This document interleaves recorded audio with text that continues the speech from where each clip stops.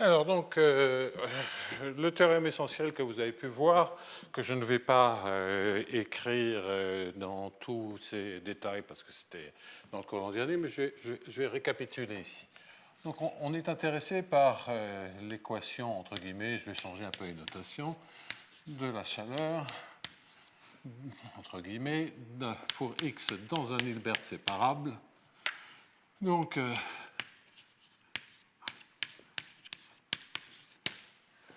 et une condition initiale, U0, qui sera toujours au moins bornée uniformément continue pour H. Alors, donc, il y a trois régimes. Le premier régime, c'est un régime dans lequel on suppose uniquement de la continuité uniforme par rapport à une norme plus lâche. Et plus spécifiquement, il existe un opérateur B auto-adjoint strictement positif de trace dont le carré est de trace finie, ça s'appelle un opérateur de Hilbert-Schmidt, tel que U0 de x moins U0 de y, et il existe un module de continuité, donc déjà défini la semaine dernière, bx moins y en norme.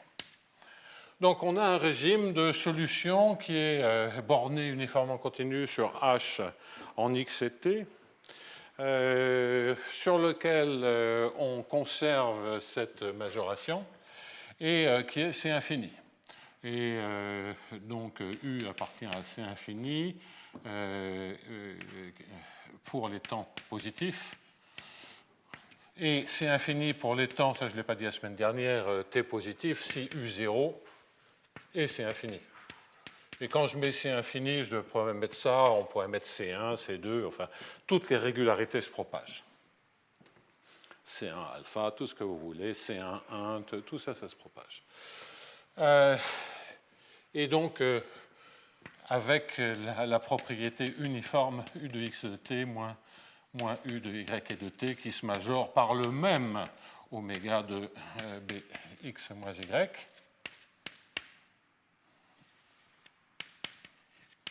Bien. Ok, donc dans ce régime-là, on ne sait pas d'ailleurs parler ni de UT ni de Laplacien U. J'ai dit oralement que U était dans Buck, je vais le mettre ici. Comme ça, je ne le rappellerai pas par la suite. Et puis, on s'est donné un sens à E de U0 de x plus WT. Alors, WT, qu'est-ce que c'est? C'est, par exemple, c'est W1TE1 plus, etc., plus WNTEN, plus, etc. C'est-à-dire, c'est quelque chose qui est dans chacune, donc les EJ sont une base orthonormée, par exemple, et vous mettez des browniens indépendants dans chacune des coordonnées. Alors, cette somme n'a pas de sens dans H, mais on s'est donné un sens grâce à cette propriété sur oméga à U0 de x plus WT. En d'autres termes, on sait écrire U0 de x égale V0 de Bx ou U de x égale V de Bx pour chaque temps. Et ceci, c'est réellement E de V0 de Bx plus BWT.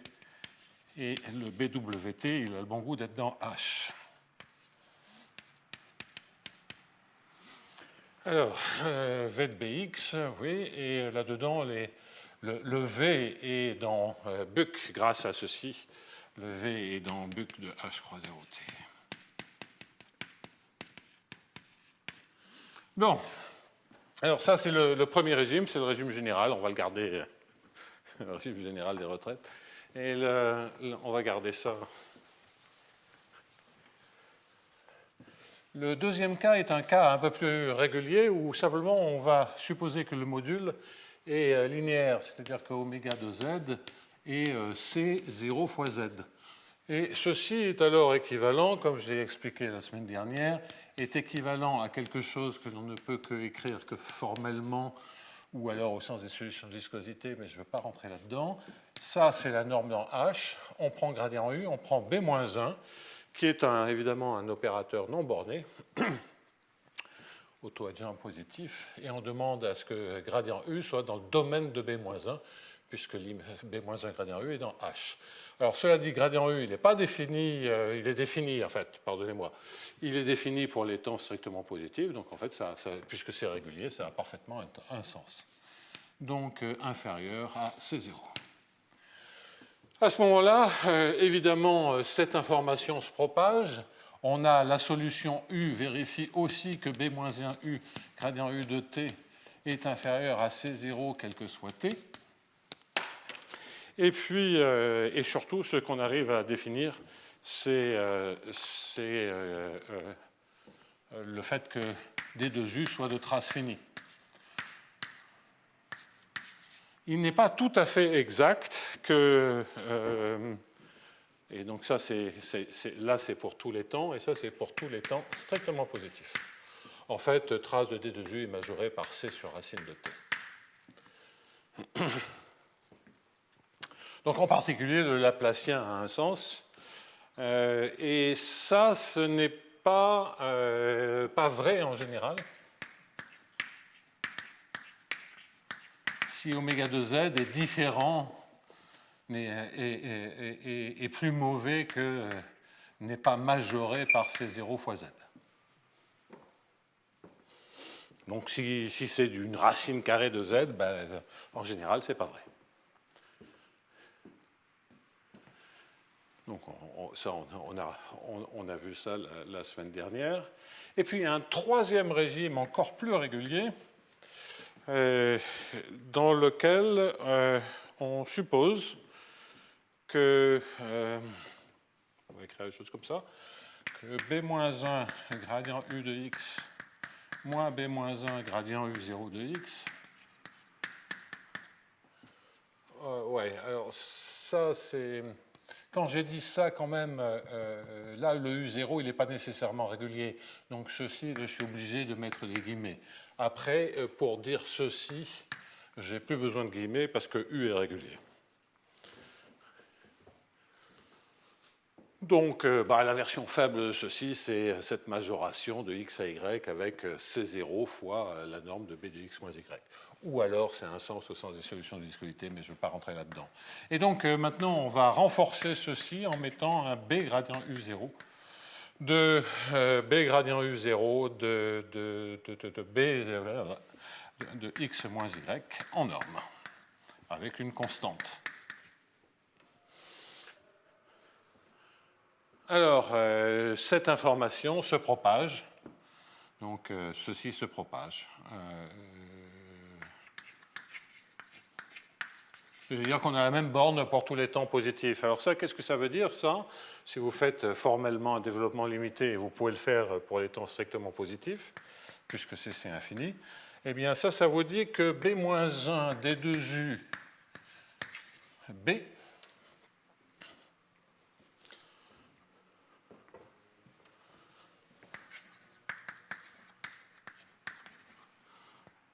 en valeur absolue ou en norme 2, c'est d'ailleurs la même chose, parce que ce sont des opérateurs symétriques. Donc B-1 D2UB en norme 2 ou en valeur absolue au sens de la valeur absolue d'un opérateur symétrique, bien ça se majore par C0 fois. C0 fois l'identité, dans ce premier cas, est majoré par C0 dans le deuxième cas. Bien. Donc tout ça, on l'a démontré, on l'a mentionné et expliqué la semaine dernière. Je ne reviens pas dessus. Donc j'avais deux remarques. Une première remarque que j'ai signalée, qui consiste à dire, on a trois régimes. Est-ce que ces trois régimes, évidemment, 3 est contenu dans 2, qui est contenu dans 1, dans lesquels on a de plus en plus de régularité, des solutions de plus en plus fortes. Évidemment, ceci, j'aurais dû le dire, entraîne que D2U est majoré par C0 fois A, où A est égal à B carré. et de trace finie, et donc en particulier la trace de DEU, là elle est carrément majorée, quel que soit le temps, le Laplacien et reste borné, UT est borné, U est lipschitzienne en temps, etc. Dès qu'on sait que la trace de D2U est majorée et finie, on sait que UT est borné et on sait que la solution est Lipschitz en temps. Je l'ai dit la semaine dernière, je ne le réécris pas. Donc la première remarque, c'est de dire entre le régime le plus restreint, à savoir le point 3, celui qui est décrit dans le point 3, et le régime le plus général, celui qui est décrit dans le point 1 qui a été effacé, est-ce qu'il y a une grosse différence ?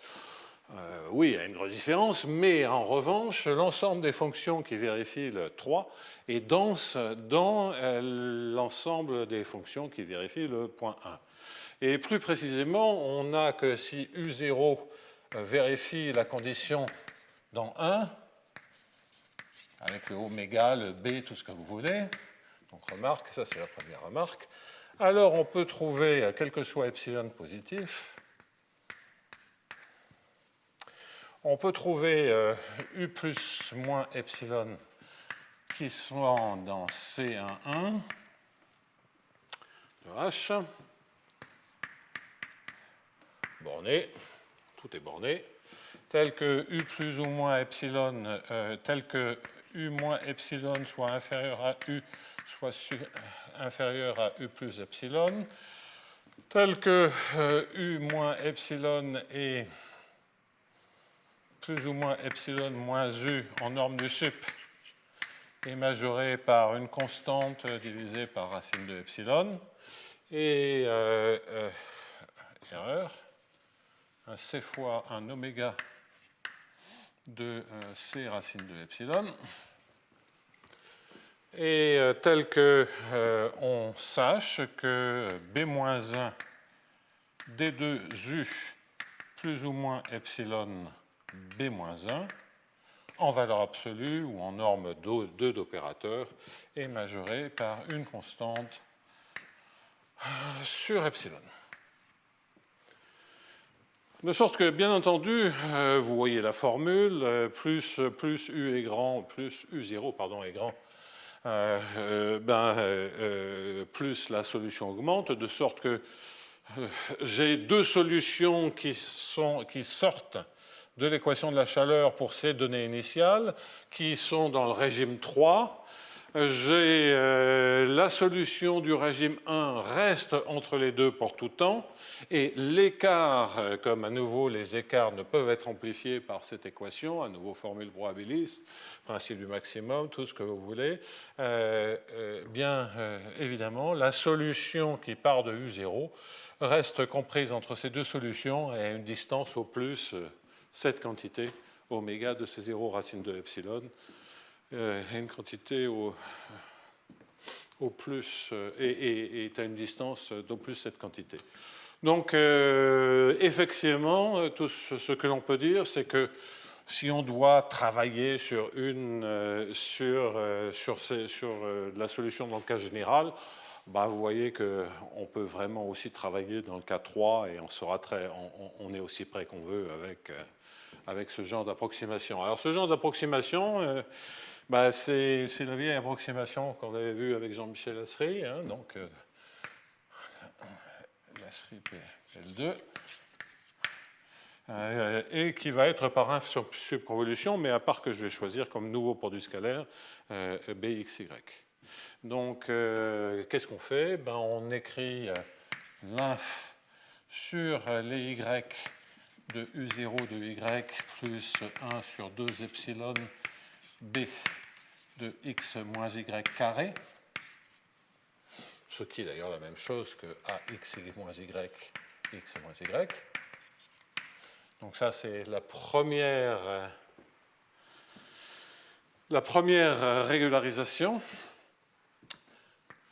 Bien entendu, ceci est inférieur à U0. Et puis, de cet objet-là, on va ensuite faire le sup en Z de l'inf en Y de U0 de Y plus 1 sur 2 epsilon bz moins y carré. Et on prend le sup. Et donc, au lieu de résoudre une sorte d'équation d'Hamilton-Jacobi en temps epsilon, on va la résoudre en temps, par exemple, epsilon sur 2. Et epsilon sur 2, si vous remplacez epsilon par epsilon sur 2, ça devient un 1 sur epsilon, moins 1 sur epsilon, b de x moins z carré. Alors donc, et ça c'est évidemment toujours inférieur à U0, comme on s'en convainc aisément. On n'a pas le temps de remonter jusqu'à U0. Donc ça c'est mon U moins epsilon, vous inversez les inf et les sup, et vous avez bien entendu le U plus epsilon. Et ça, toutes les estimations qui sont là, sont des estimations qui découlent de ce qu'on avait fait avec Jean-Michel. De manière plus simple, on peut aussi dire que le U0 de x, c'est un V0 de Bx, et qu'on fait la régularisation C11 à la Srelians de V0. Et donc, c'est exactement ce plan-là qu'on est en train de faire. Donc, et on combine ça avec Bx, et on a donc automatiquement ce genre de propriété. Bon, alors, je vous ai déjà indiqué que l'utilisation d'un opérateur accessoire B, en fait, est implicitement contenue dans certains aspects de la littérature, en écrivant une équation non pas pour U, mais pour la fonction V, pour la transformer. Mais ce faisant, on loupe la régularité dans H, puisque on est à nouveau dans H, mais modulo la transformation par B, et on oublie, et on ne voit pas que parce qu'il y a une équation de la chaleur derrière, il y a de la régularité, donc ça, ce n'est pas dans la littérature. Bien. Parce que fondamentalement, ce n'est pas la même chose de regarder... Enfin, c'est la même chose mesure ce genre de variables, mais quand on commence à regarder ici une trace de A laplacien U, ce qui consiste à fondamentalement écrire un dx égale sigma dwt, où sigma est un opérateur de Hilbert-Schmidt, c'est très bien. On écrit l'équation correspondante, mais c'est une équation qui dégénère, donc elle ne régularise pas bien, et en fait, il y a caché derrière un autre espace dans lequel la régularisation se passe très bien. Bon, alors, en plus, il y a un autre point, c'est que j'ai un B qui est adapté à U0, ou un U0 qui est adapté à B, peu importe. Si je suis en train de manipuler deux fonctions, j'ai éventuellement deux B différents, je prends le maximum des deux, et il est valable pour les deux. Le maximum de deux opérateurs positifs symétriques de Hilbert-Schmidt est encore un opérateur positif symétrique de Hilbert-Schmidt. Je vous laisse réfléchir à cette affirmation, elle n'est pas aussi simple qu'il n'y paraît. Mais on s'en moque, puisque de toute façon, après, quand on commence à manipuler des suites, si j'ai des suites de fonctions, j'ai des suites d'opérateurs, alors quand est-ce qu'on peut prendre un max sur une collection dénombrable d'opérateurs? J'avoue que je ne sais même pas très bien. On n'est pas en train de manipuler des matrices, il faut quand même faire attention à ce qui se passe, et honnêtement, je ne sais pas. De toute façon, il y a des conditions, on va voir des contre-exemples de toute façon, il y a des conditions, et est-ce que ces conditions entraînent qu'il y a un opérateur commun à tout le monde? J'en doute un peu sur la deuxième condition. Alors donc, je veux insister sur ce point-là pour comprendre un peu des notions de stabilité. Alors évidemment, quand le B est fixé, la stabilité ne pose aucun problème, puisque vous voyez, si le B est fixé, cette quantité ne change pas, et vous avez juste des suites des familles de V0, si vous avez un peu de continuité par rapport à V0, évidemment, tout se passe bien. De manière générale, si la norme du sup, si vous avez une convergence des conditions initiales en norme du sup, si vous avez des conditions initiales qui convergent en norme du sup, vous avez automatiquement la stabilité. Donc stabilité dans dans Buck. Ça, c'est évident. C'est le principe du maximum. Ce qui m'intéresse plus, ça c'est dans Buck, c'est une remarque triviale. Simplement, hein, c'est une équation linéaire et U du t en norme du sup est majoré par U0 en norme de sup. Et donc, c'est vrai aussi pour la différence de deux solutions. Alors évidemment, si vous avez une suite avec le même B, bah évidemment, converger par la norme du sup, c'est clair.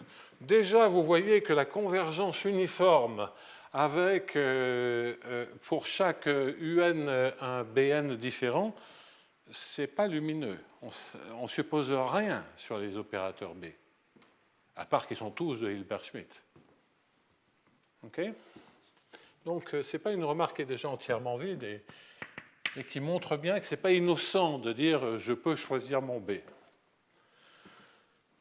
Alors maintenant, si on veut vraiment insister sur le B, etc., il y a un autre, et qu'on ne veut pas de la convergence uniforme sur H tout entier, parce que c'est quand même très cher la convergence sur H tout entier. Ce qui est plus logique, c'est de dire qu'est-ce qui se passe si je prends un V0K, ou N, pour dire que j'ai une suite, qui converge vers un V0. Donc là, je sépare, je me dis, bah, regardez, la convergence des UN0 ou des VN0, c'est la même chose. Et je vais supposer que la convergence n'est pas uniforme sur tout H, mais c'est la convergence est uniforme sur tous les bornés.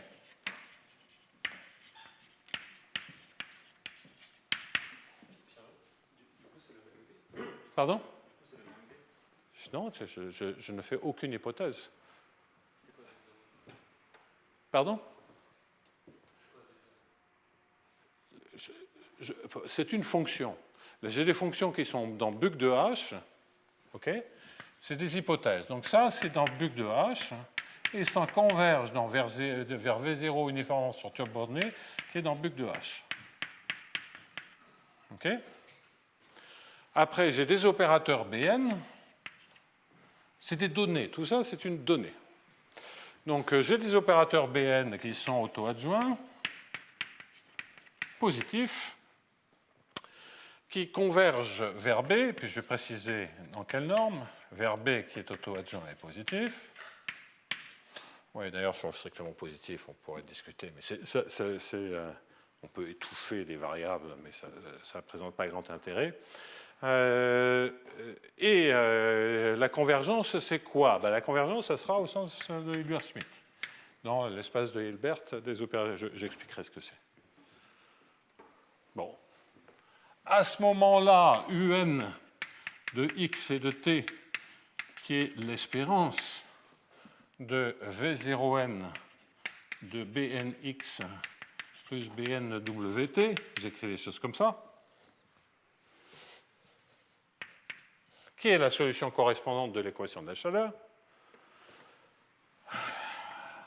converge uniformément sur tout borné, et même un peu mieux, mais enfin bon, peu importe, et pas sur H tout entier, vers la solution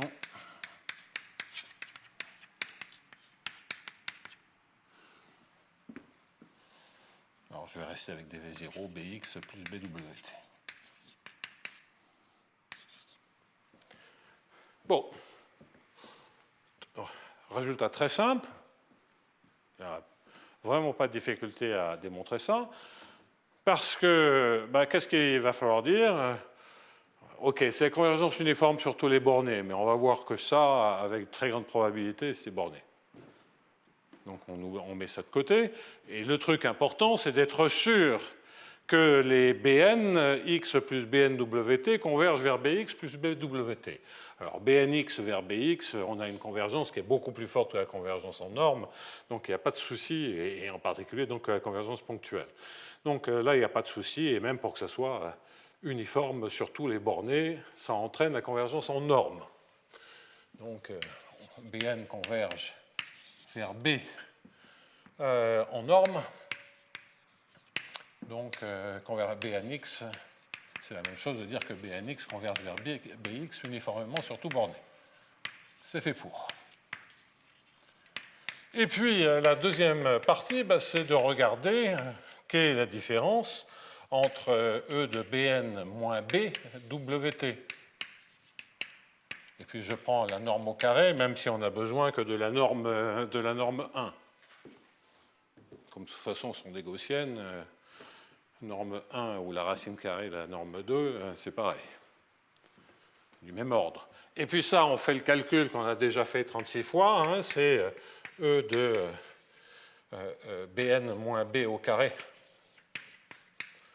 WT. Les indépendances des différentes coordonnées vous disent que si je prends la IM coordonnée pour le premier W et la JM coordonnée pour le deuxième W pour I différente J, l'espérance vaut 0, donc il ne reste que les termes diagonaux, et en d'autres termes, c'est trace de Bn moins B au carré qui tend vers 0, c'est ça la convergence au sens de Hilbert-Schmidt, c'est fait pour. Donc j'ai juste mis la notion qu'il fallait pour être sûr que le BNWT converge dans H vers BWT, bon, en normel 2, disons.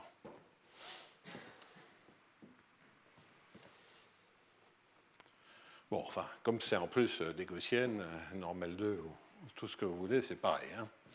Bon, et puis après, il y a juste un petit argument très simple pour dire qu'avec la convergence uniforme sur tout borné, ça suffit.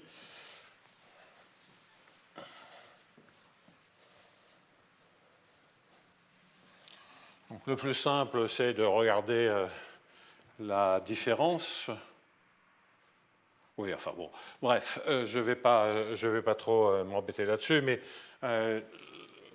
du fait qu'on sait déjà que l'espérance de BWT carré est finie, vous voyez qu'on peut essentiellement supposer avec une probabilité grande que BNX plus BNWT est borné par une grande constante. Sur les bornés, le VN0 converge vers V0. Et donc voilà pourquoi on conclut très facilement qu'on a la convergence uniforme sur tous les bornés en X, mais c'est surtout qu'on a la convergence qui est là. Bon, BNWT converge presque sûrement vers BWT, les choses sont bornées, on a le théorème de convergence dominée, tout va bien. Et puis tout ça, c'est uniforme en X. Enfin, vous concluez comme vous en avez envie, par du presque sûr ou en proba, ou en découpant les espérances. C'est du travail standard. Mais d'une certaine manière, j'ai mis les hypothèses exactement qu'il fallait pour que ça marche. Et fondamentalement, là où c'est très fort, c'est ici. C'est de dire que le BN, la convergence uniforme sur tout borné, c'est ce que je veux.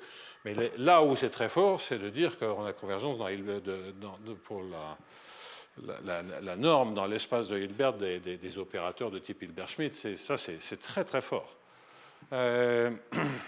C'est très fort? OK. Alors là, ce que je ne sais pas, c'est est-ce que ça entraîne qu'il existe un opérateur qui les domine tous, une sorte de, peut-être sur une sous-suite, une sorte de théorème de Lebesgue inversé, c'est la réciproque du théorème de Lebesgue, un truc comme ça. Bon, je ne sais pas. C'est probable. Moi, intuitivement, j'aurais envie de dire que oui. Mais la construction algébrique ne m'intéresse pas beaucoup, puisque je vais regarder une troisième voie pour comprendre la stabilité, qui va dire, mais au fond, la stabilité en dimension finie, elle est triviale de ce genre d'équation. Donc, en particulier, si je sais que UN0, maintenant j'oublie, converge uniformément sur tout borné vers U0.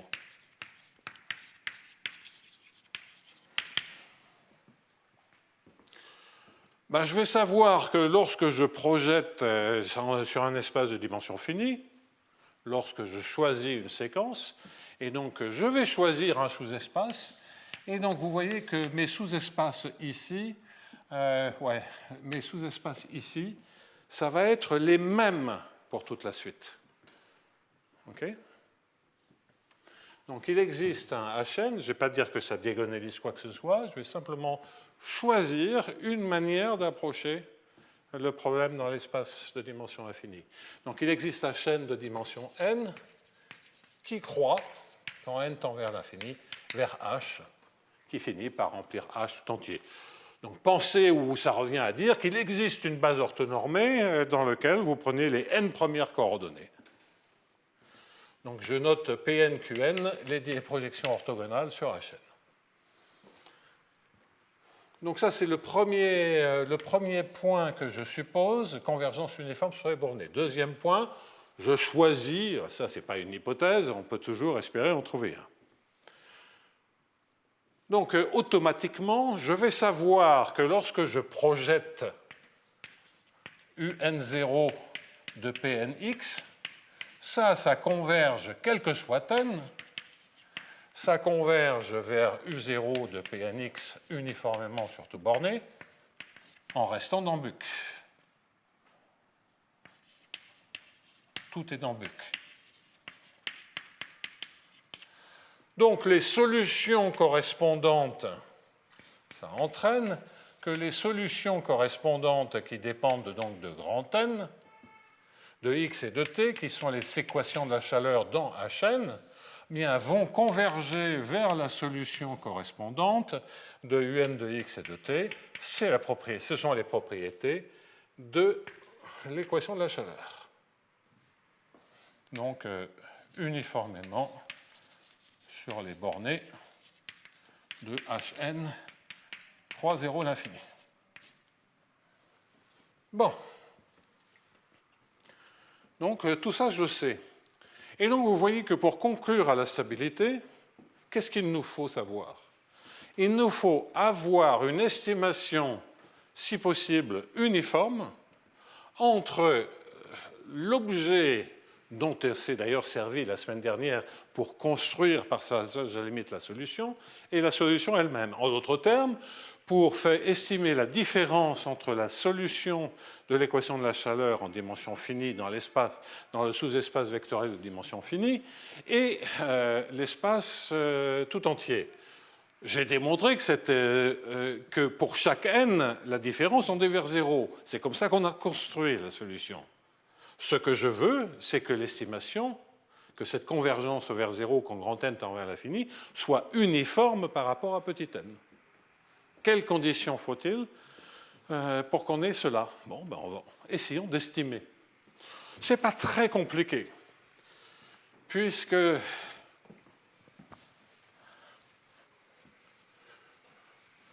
vais, à condition maintenant, il va falloir faire des hypothèses, hein, parce que pour l'instant, il n'y a pas d'opérateur B, etc., qui apparaissent. Donc, on va faire des hypothèses. Je vais supposer que j'ai un module de continuité uniforme, mais par rapport à des opérateurs différents. Et donc, je ne suppose pas qu'ils font quoi que ce soit quand n tend vers l'infini. Donc, l'hypothèse 1, elle est là, H1. Ça, c'est une notation. Et H2, il y aura une troisième hypothèse. Ça sera de dire que les UN0 de x moins UN0 de y se majorent par un oméga de Bn x moins y. Ouais. Et aussi d'ailleurs que U0 de x moins U0 de y se majore par un oméga de B x moins y. Mais je ne suppose rien, c'est uniforme par rapport à oméga. Mais je ne suppose rien sur ce qui se passe entre Bn et B. Je pourrais dire que j'ai une convergence simple de Bn vers B, et auquel cas, la première condition entraînerait la seconde. Mais pas du tout de Hilbert-Schmidt. Donc ça, c'est quel que soit x, y. Mais en fait, je n'ai même pas besoin de connaître, de savoir s'ils sont reliés. OK. Alors évidemment, il faut toujours supposer les mêmes cochonneries. Bn égale Bn étoile positif, B égale B étoile positif. Et tout ça, c'est des opérateurs de Hilbert-Schmidt. On a bien sûr besoin qu'il y ait des traces finies. OK. Donc, de sorte que maintenant, je vois que estimer la différence qui est ici, je reprends le cours de la démonstration, bien, je fais la démonstration en même temps que je mets les hypothèses. Qu'est-ce qui se passe? Si je veux comprendre la différence entre UN de x et de t et u, disons, on va dire de pnx et de t pour avoir la même condition initiale, ça c'est vraiment un détail.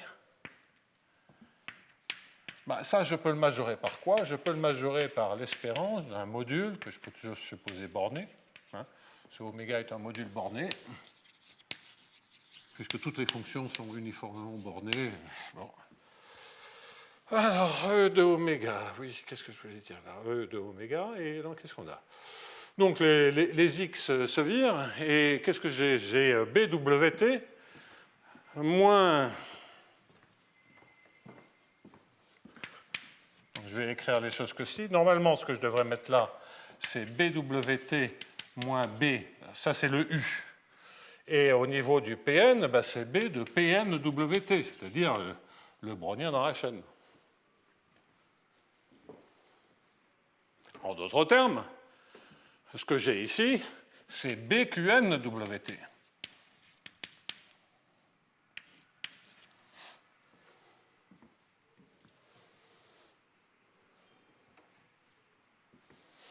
Et donc, uniformément d'ailleurs sur Hn, je vais savoir que ceci est petit.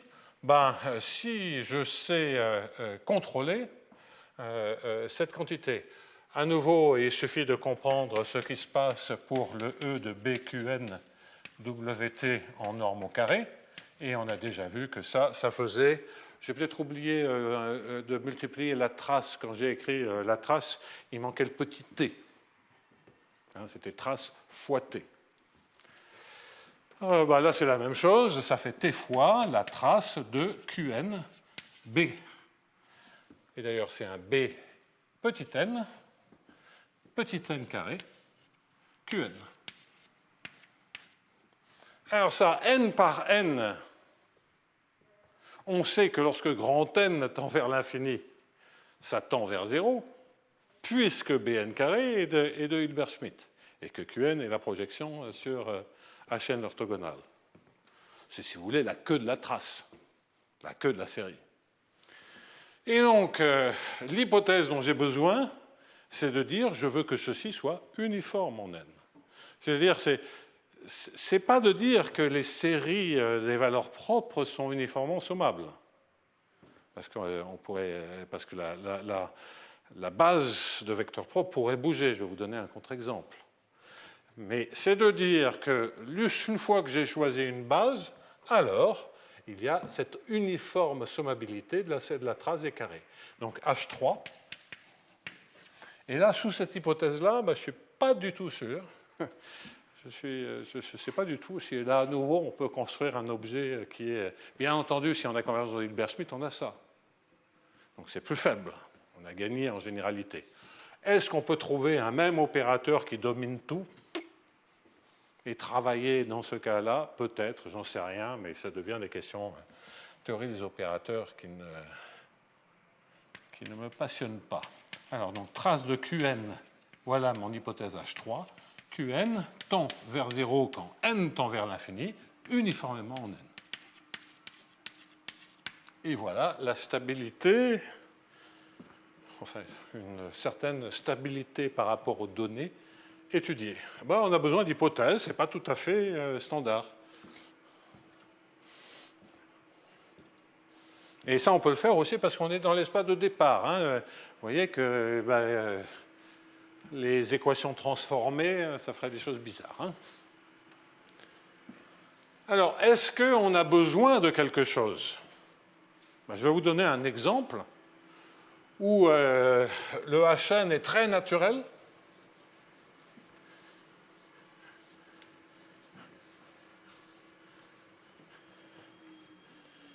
En effet, je vais prendre donc troisième point, donc c'est un exemple ou un contre-exemple à la stabilité qui est intéressant, me semble-t-il. c'est de prendre un opérateur B qui sera simplement donné par... donc je prends une base orthonormée, J pour J supérieur ou égal à 1, et B est diagonale dans cette base, et BEJ est égal à mu J EJ, avec mu 1 plus grand que mu 2, etc., plus grand que mu n, strictement positif, et évidemment, comme je vais supposer que trace de B2 est finie, c'est-à-dire que la somme des mu I carrés est finie. J'appelle d'ailleurs ça lambda I. Et je vais construire une suite d'opérateurs, Bn, qui sont aussi diagonaux dans la même base, mais je vais permuter les valeurs propres. Donc pour Bn, qu'est-ce que je vais faire? Eh bien, je vais prendre comme n premières valeurs propres celles qui vont de la n plus unième à la 2n-ième. Et puis après, je reprends le coût normal des opérations jusqu'à mu n. Et puis, donc là, j'ai épuisé mes lots de 2n variables et de 2n valeurs propres, et je recommence à 2n plus 1. Et là, je bouge pas. Donc, qu'est-ce que j'ai fait? J'ai pris le premier paquet de n valeurs propres, le deuxième paquet de n valeurs propres, et je les ai permutés.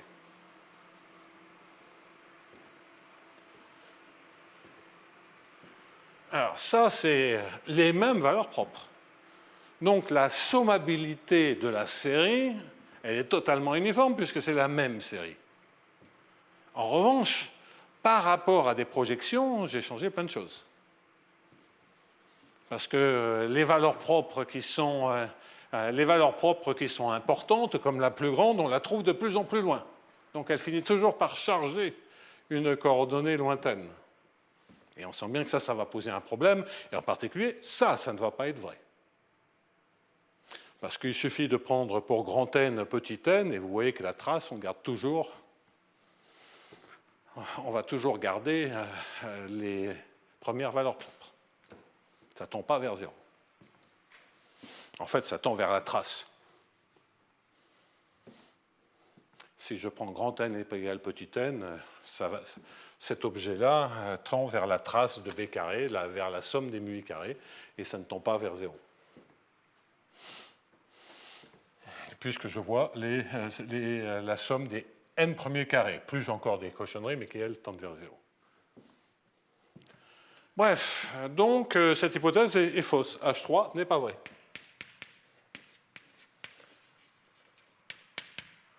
Donc le résultat ne s'applique pas, mais ce qui est beaucoup plus intéressant, c'est d'observer que non seulement le résultat ne s'applique pas, mais la stabilité n'est plus vraie. Et j'en veux pour preuve de prendre, je triche un peu parce que ce n'est pas dans BUC, mais sinon vous remplacez le x2 par 1 moins x2 plus, comme je l'ai fait 36 fois, ou par e puissance moins x2. Vous remplacez le carré par e puissance moins z2 pour avoir quelque chose de borné ou à support borné. Enfin, tout ça, c'est des variantes. Je me contente de dire, qu'est-ce qui se passe si je regarde la solution Bnx, x, qui est d'ailleurs un demi de Bnx carré, pardonnez-moi, et puis plus trace de Bn carré, mais cette trace de Bn carré fois t, ça c'est indépendant du temps. Et donc c'est plus t fois la somme des mu j carré pour j supérieur ou égal à 1, parce que cette trace de Bn carré, oui, est toujours la même chose. Quel que soit n, on a simplement permuté les valeurs propres et on a toujours ceci.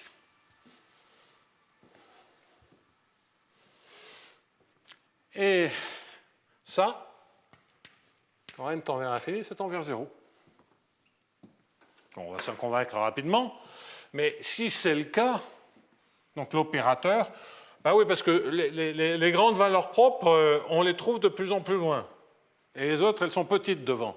Et c'est là où ça se passe devant.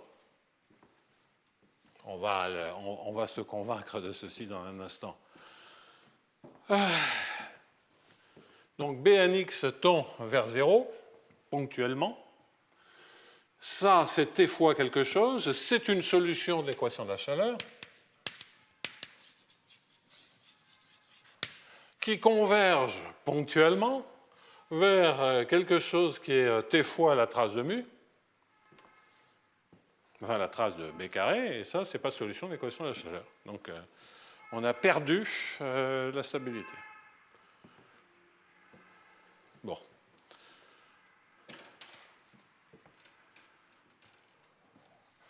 Bon, alors, j'ai un peu, je triche un tout petit peu sur la condition initiale, mais ce n'est pas le point, ça vous montre pourquoi il y a un vrai souci. Alors, donc, en tout cas, pourquoi l'argument de la formule sur l'espérance montre qu'il y a un vrai problème. Donc, qu'est-ce que je voulais dire d'autre là-dessus? Oui, je n'ai pas complété ça.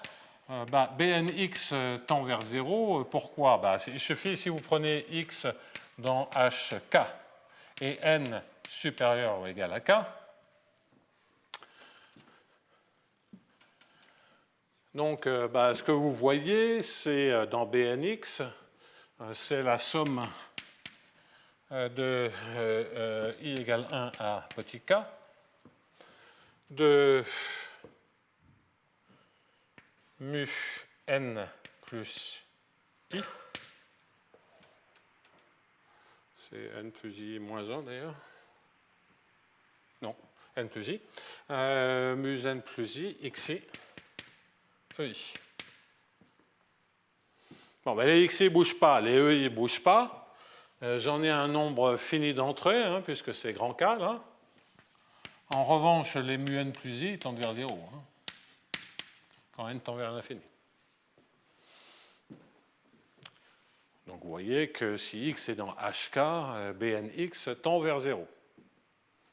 Et avec pas mal d'uniformité, lorsqu'on est dans hk. Et puis après, l'opérateur bnx moins pk de x,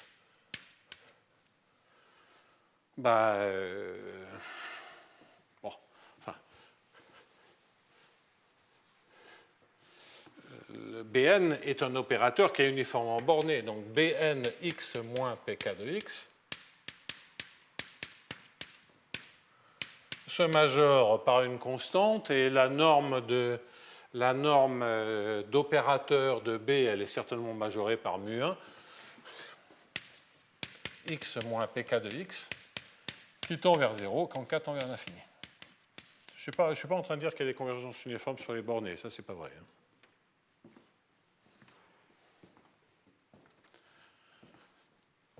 Bon.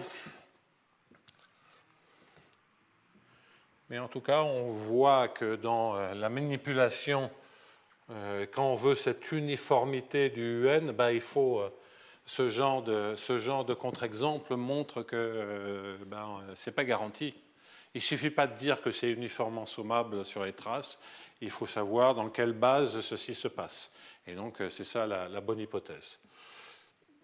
Bon, et c'est beaucoup plus probant comme exemple montrant qu'on n'a pas la convergence uniforme des projections que sur les solutions de l'équation de la chaleur. Ça, c'est indicatif d'une difficulté. Voilà, je pense que ça suffit largement sur ces questions de l'équation de la chaleur linéaire. Il y aura encore des petites observations à faire, mais ça suffit. Et je voudrais, dans les 3 quarts d'heure qui restent, passer à des problèmes non linéaires. Donc, je vais effacer ça. Et donc, rentrer dans un domaine beaucoup plus vierge, même si je crois que là, on a mis en place un point de vue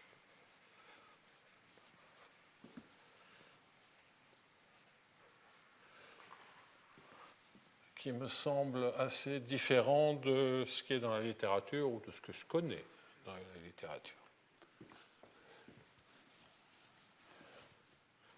Bon.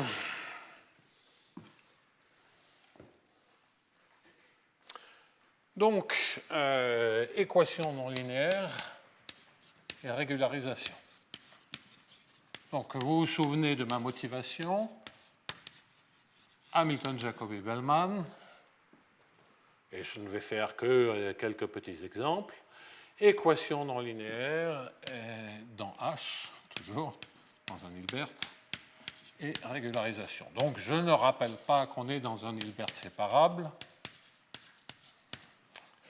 Et donc je vais surtout faire Hamilton-Jacobi, d'ailleurs plus que Hamilton-Jacobi-Bellman, et puis MFG simple. Donc comment, étant entendu que on sait qu'il peut y avoir des singularités en temps fini, comment je peux régulariser globalement les solutions de tels problèmes, étant entendu que je les regarde pour les MFG avec cette approche dite hilbertienne. Alors, je vais commencer, donc, dans un premier temps, je vais commencer avec Hamilton-Jacobi, et on va tout de suite prendre un exemple, qui est de dire, je prends l'exemple le plus simple que l'on puisse imaginer, de l'équation éconale. Là, il n'y a plus du tout de difficulté pour écrire l'équation. On sait depuis très longtemps maintenant, en particulier dans notre série de 9 articles avec Mike Randall et une éternité, que dans un espace de Hilbert, si U0 est, disons, dans buc de H, par exemple, en fait, continu borné suffirait, continu à croissance sous-quadratique suffirait, donc ça c'est vraiment pas le détail. On sait qu'il existe une unique solution de viscosité, correctement interprétée, et je ne vais pas le faire ici, qui est donnée par la formule de l'axe Leinik, l'un sur les y de U0 de y plus 1 sur 2t, de la norme dans l'espace de Hilbert de x moins y au carré égale à 0. Bon, alors pour cette équation, ça c'est U de x et de t. On a une formule, on sait tout. Donc pour ces équations d'Hamilton-Jacobi, dans un espace de Hilbert, on a déjà une théorie. Ça existe, c'est la théorie des solutions de viscosité. On a l'existence, l'unicité, etc. Donc tout ça c'est connu. Donc existence, unicité et tralala. C'est connu, c'est les solutions de viscosité dans les espaces de Hilbert en dimension infinie, et Crandall PL2 fera office de référence. Et ça devrait être dans le 1. Donc il n'y a pas besoin de se taper les 9 articles. Alors, la question que je me pose est bien entendu, comme qui peut le plus, peut le moins, en particulier, si U ne dépend que d'une variable, ça devient l'équation de Hamilton-Jacobi en dimension 1, et pour l'équation d'Hamilton-Jacobi en dimension 1, sauf, et c'est presque un si et seulement si, sauf si c'est un si et seulement si, sauf si la donnée initiale est convexe, les singularités apparaissent en temps fini. Ces singularités font que la solution n'est pas C1. C'est pour ça qu'on a besoin des solutions de viscosité. Elle n'est pas C1 en temps fini. C'est vrai en dimension 1, et donc c'est encore plus vrai en dimension infinie. On sait très bien, c'est comme ça d'ailleurs qu'on a construit les solutions de viscosité, que la manière de se rapprocher de ces solutions de viscosité, c'est de rajouter la régularisation en dimension finie. C'est pour ça qu'on parle de viscosité. Le mot est peut-être... On était très fiers de trouver ce mot-là. En fait, ce mot, vu le développement de la théorie des solutions de viscosité, n'a aucun sens. C'est une terminologie absurde. Donc, mais bon, c'est comme ça.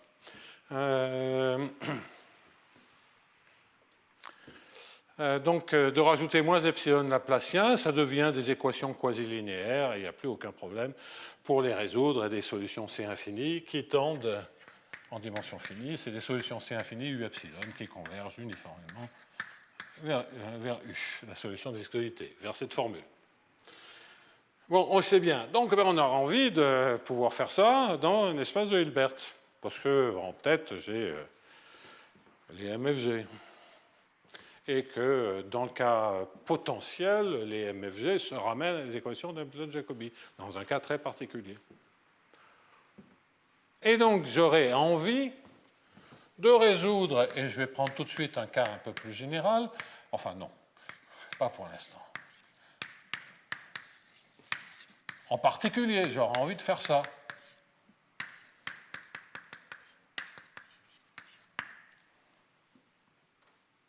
Ah.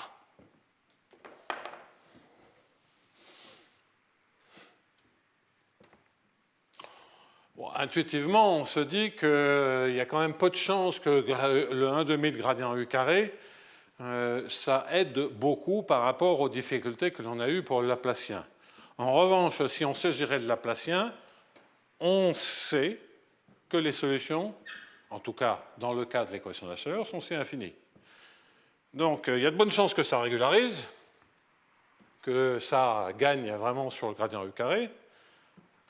En revanche, il faut quand même se convaincre que l'on peut définir des solutions, puisque pour l'équation de la chaleur, on ne peut pas faire n'importe quoi, et que les classes de solutions qu'on a vues pour l'équation de la chaleur, c'est compatible avec un problème non linéaire. Parce que c'est quand même, si on pense que c'est l'équation de la chaleur qui domine, il va bien falloir qu'on se serve des mêmes classes. Alors, il y a une remarque sur cet exemple, c'est pour ça que je commence par cet exemple, c'est qu'en fait, c'est la même chose que l'équation de la chaleur. J'ai mis 1,5 ? Non. Bon. Et pour s'en convaincre, qu'est-ce qu'il suffit de faire? Il suffit de poser phi égale les puissances, transformé de col Hopf, et puissance moins u sur epsilon.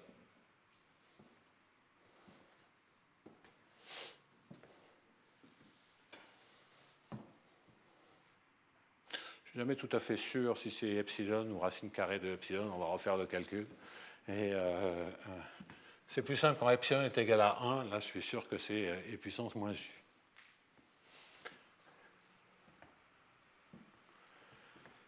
Et je ne peux pas dire par changement d'échelle, on peut toujours se ramener à epsilon égale à 1. Non, parce que Laplacien U et gradient U carré, en termes d'échelle spatiale, c'est la même chose.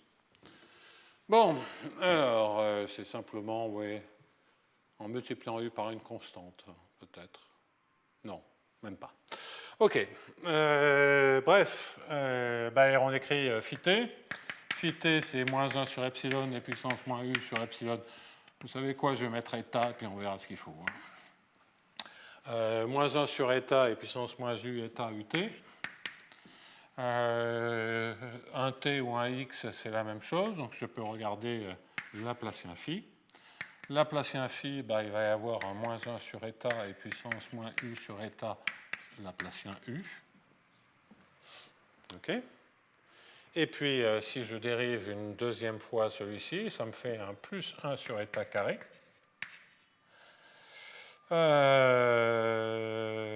Gradient U carré. Et puissance moins U sur eta. Donc c'est bien eta égale epsilon qu'il faut.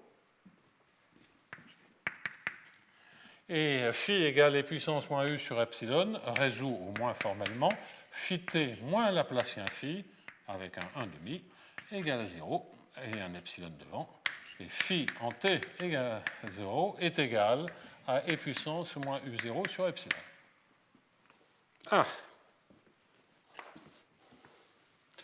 Donc là-dedans, maintenant, on imagine que epsilon est fini, est fixe. Ce qui m'intéresse, c'est un problème régularisé. Certes, il y aurait la question de qu'est-ce qui se passe quand epsilon tend vers 0. On verra plus tard. Déjà, occupons-nous de résoudre cette question-là. De sorte que maintenant, je pourrais prendre epsilon égale à 1. Ça ne changerait rien. Et c'est ce que je vais faire dans un instant. Donc on se ramène exactement à l'équation de la chaleur, avec une condition initiale qui est transformée par une exponentielle, mais quand j'ai envie de prendre un U0 qui est dans Buc de H, là où agit l'exponentielle, c'est sur un intervalle borné, c'est une fonction lipschitzienne, donc j'ai une transformation Lipschitz et bi-lipschitzienne entre U0 et phi. Je peux l'inverser, ça me fait moins epsilon, log, etc., etc. Donc la moralité, c'est que le premier régime, qui est de dire que les phi de x moins phi de y, ou phi 0 de x moins phi 0 de y, est majoré par oméga de bx moins by. Bien, ce régime-là, qui se propage pour l'équation de la chaleur, qui est le premier régime du théorème que l'on a vu, bien, vous voyez que cette hypothèse, c'est la même chose pour phi 0 et pour u. En d'autres termes, c'est la même hypothèse sur u0 et sur phi 0 qui assure que je peux résoudre ce problème-ci et donc au moins formellement celui-là. Bon. Ce n'est pas inutile de regarder les hypothèses d'après, le deuxième régime et le troisième régime. Alors pourquoi j'ai envie de regarder le deuxième et surtout le troisième? C'est parce qu'on s'intéresse aux dérivés et que pour parler des MFG, on n'aura plus uniquement des fonctions scalaires qui vont de h dans R, on aura des opérateurs qui vont de h dans h. Et donc pour cela, qui se comportent comme le gradient U. Et donc pour cela, il va falloir descendre d'un cran dans les dérivés. Alors on continue effectivement avec la transformation. On pense phi 0 égale e puissance moins u0. Ça y est, j'ai pris epsilon égale à 1. Et je suis en train de m'intéresser donc à l'équation moins 1,5 de Laplacien U. Quand j'ai écrit l'équation de la chaleur ce matin, il manquait le 1,5. Comme d'habitude. Alors, la deuxième hypothèse, c'est quoi? C'est de dire oméga de z égale C0z. C'est la même chose, c'est le même oméga. Quand j'ai dit le même oméga, ce n'est pas tout à fait exact, parce que j'ai la transformation lipschitzienne. Donc là, j'ai une constante.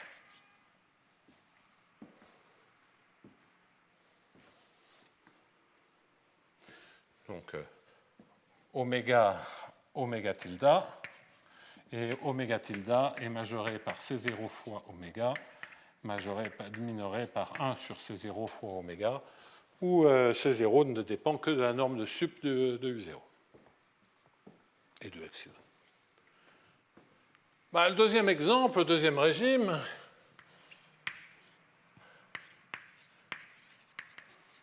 qui consiste à dire B-1 gradient U majoré par C.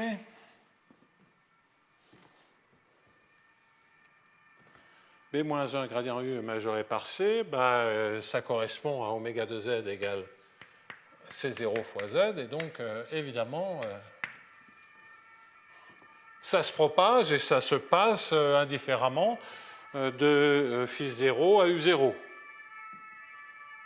Alors, qu'est-ce que j'en déduis? J'en déduis que, en particulier, que le Laplacien de phi 0 est borné. Laplacien de phi 0, ce n'est pas Laplacien U0. Mais c'est Laplacien U0 et le gradient U carré. Et le gradient U carré, il est borné. Donc, cela va entraîner que ceci se propage, c'est un deuxième régime. J'ai des solutions comme ceci pour cette équation-là. Dès que le U0 vérifie cette hypothèse, et ça assure que le Laplacien a un sens, que le gradient U carré a un sens, et que U est lipschitzienne pour les temps positifs. OK? Car la différence entre le Laplacien de U et le Laplacien de phi, c'est du gradient U carré. Et puis, quelque chose qui est borné. C'est une exponentielle qui est bornée. C'est le calcul que l'on vient de faire. Et le gradient U carré, on sait déjà qu'il est borné. OK. Alors, donc on continue. Il y a le troisième régime.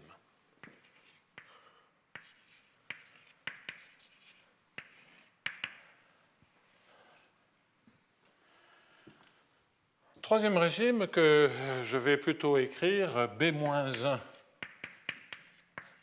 des 2U, B-1 en valeur absolue ou en norme 2 majoré par C0.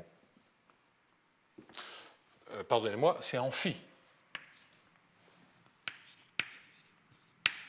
Donc, deuxième régime, cette hypothèse est équivalente que ce soit pour U ou pour phi. La transformation de Kolb-Hopf la laisse invariante. Quid de la troisième hypothèse, qui est l'hypothèse de régularité maximale? On fait le calcul. Alors, d de phi, c'est exponentielle moins U. L'exponentielle moins U, je la mets dehors. Et donc, à quelques erreurs de calcul près, je trouve B-1 D2U. Il y a un signe moins, mais comme je vais mettre des valeurs absolues, ça ne change absolument rien. D2U, et j'ai moins DU tensoriel DU. C'est ça le D de phi. Et il y a l'exponentielle en facteur.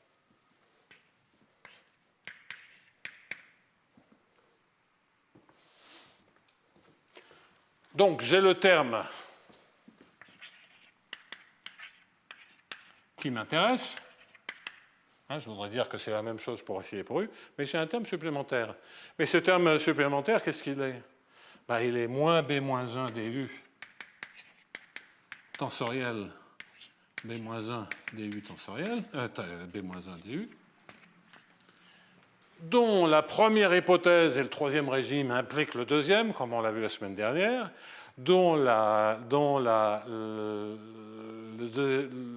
l'hypothèse qui est ici entraîne celle-ci, et donc ceci, c'est automatiquement borné par tout ce que vous voulez.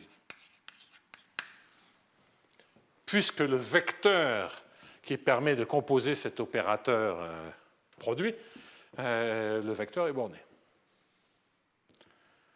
Donc vous voyez que non seulement on a cette hiérarchie de régimes qui s'emboîtent les uns dans les autres, mais la deuxième observation que l'on fait, c'est que la transformation non linéaire, en l'occurrence Kolb-Hopf, est parfaitement compatible avec cette échelle de régularité. Puisque ce n'était pas du tout gagné que quelque chose comme ceci passe au non linéaire. Ça, simplement, c'est la règle de dérivation des fonctions composées à l'ordre 1, c'est normal. Mais la deuxième, vous voyez que ce qui apparaît, la quantité que l'on suit, est parfaitement compatible avec le changement de variable, parce que le terme supplémentaire qui apparaît est exactement celui qu'on contrôle à la deuxième étape. Alors ça, c'est une bonne nouvelle, donc ça veut dire que, OK, on a bossé, je pense, correctement sur l'équation de la chaleur, mais ce n'est pas gagné que ça se transporte à une équation de Hamilton-Jacobi plus régularisation, et que ça se passe aussi bien. Enfin, ça se passe si bien, pour l'instant, j'ai fait un changement de variable. Donc tout ce qu'on peut dire, c'est que dans ce prototype d'équation d'Hamilton-Jacobi, particulièrement simple, parce qu'on se ramène exactement à l'équation de la chaleur, tout ce qu'on a vu, ça se transpose instantanément, modulo la transformation. Les trois régimes qu'on a vus passent stricto sensu, on oublie le changement de variable et on se dit que maintenant, si on veut faire une théorie un peu plus générale d'équations comme ceci, on va faire la même chose, on va regarder les trois régimes. Simplement, on n'aura plus le changement de variable pour nous aider à faire les démonstrations. OK. Donc, l'énorme avantage de cet exemple, c'est qu'on sait déjà a priori ce qui est vrai. Et après, il ne reste plus qu'à le démontrer.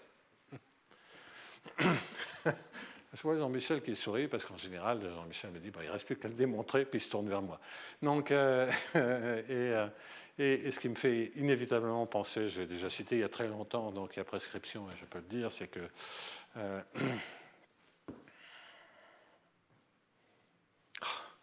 son nom m'échappe, le monsieur de la théorie des catastrophes, Thom. Donc René Thom disait ce qui est important, c'est l'idée, après on trouvera toujours un idiot pour faire la démonstration. Donc, est-ce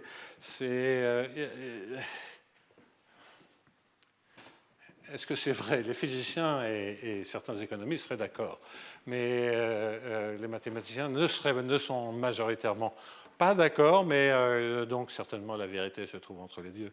Donc c'est-à-dire que c'est pas on trouvera toujours un idiot, c'est que ça peut être quelqu'un d'intelligent qui fasse la démonstration, mais c'est qu'à la limite un idiot savant aussi pourrait faire la démonstration. Ce qui n'est pas tout à fait la même chose, c'est-à-dire que ça devient, on tombe dans un autre régime qui est moins de